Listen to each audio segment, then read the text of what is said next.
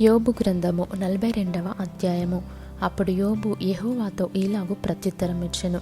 నీవు సమస్త క్రియలను చేయగలవనియు, నీవు ఉద్దేశించినది ఏదియు నిష్ఫలము కానేరదనియు నేనిప్పుడు తెలుసుకొంటిని. జ్ఞానము లేని మాటల చేత ఆలోచనను నిరర్ధకము చేయు వీడెవడు? అలాగున వివేచన లేని వాడనైన నేను ఏమియూ నెరుగక నా బుద్ధికి మించిన సంగతులను గూర్చి మాటలాడి తిని. నేను మాటలాడగోరుచున్నాను, దయచేసి నా మాట ఆలకింపుము. ఒక సంగతి నిన్ను అడిగెదను, దానిని నాకు తెలియజెప్పుము. వినికిడి చేత నిన్ను గూర్చిన వార్త నేను వింటిని, అయితే ఇప్పుడు నేను కన్నులారా నిన్ను చూచుచున్నాను. కావున నన్ను నేను అసహ్యించుకొని ధూళిలోను బూడిదలోను పడి పశ్చాత్తాపపడుచున్నాను. యెహోవా యోబుతో ఆ మాటలు పలికిన తర్వాత ఆయన తేమానీయుడైన ఎలీఫజుతో ఈలాగు సెలవిచ్చెను. నా సేవకుడైన యోబు పలికినట్లు మీరు నన్ను గూర్చి యుక్తమైనది పలుకలేదు గనుక నా కోపము నీ మీదను నీ 2 స్నేహితుల మీదను మండుచున్నది. కాబట్టి 7 ఎడ్లను 7 పొట్టేళ్లను మీరు తీసుకొని నా సేవకుడైన యోబు నొద్దకు పోయి మీ నిమిత్తము దహనబలి అర్పింపవలెను. అప్పుడు నా సేవకుడైన యోబు మీ నిమిత్తము ప్రార్థన చేయును.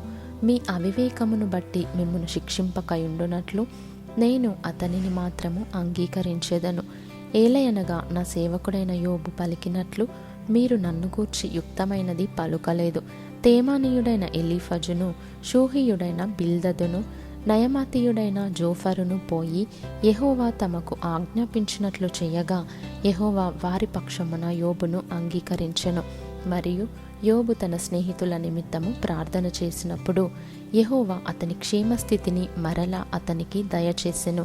మరియు యోబునకు పూర్వము కలిగిన దానికంటే 2 అధికముగా యెహోవా అతనికి దయచేసెను. అప్పుడు అతని సహోదరులందరూ, అతని అక్క చెల్లెండ్రందరూ, అంతకుముందు అతనికి పరిచయులైన వారును వచ్చి అతనితో కూడా అతని ఇంట అన్నపానములు పుచ్చుకొని యెహోవా అతని మీదికి రప్పించిన సమస్త బాధను గూర్చి ఎంతలేసి దుఃఖములు పొందితివని అతని కొరకు దుఃఖించుచు అతన్ని నోదార్చిరి. ఇదియుగాక ఒక్కొక్కడు ఒక వరహాను, ఒక్కొక్కడు బంగారు ఉంగరమును అతనికి తెచ్చి ఇచ్చెను. యెహోవా యోబును మొదట ఆశీర్వదించినంతకంటే మరి అధికముగా ఆశీర్వదించెను. అతనికి 14,000 గొర్రెలను, 6,000 ఒంటెలను, 1000 జతల ఎడ్లను, 1000 ఆడుగాడిదలను కలిగెను. మరియు అతనికి 7 కుమారులను, 3 కుమార్తెలను కలిగిరి.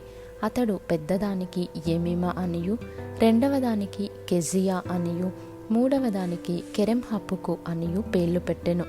ఆ దేశమందంతటను యోబు కుమార్తెలంత సౌందర్యవతులు కనబడలేదు. వారి తండ్రి వారి సహోదరులతో పాటు వారికి స్వాస్థ్యములనిచ్చెను.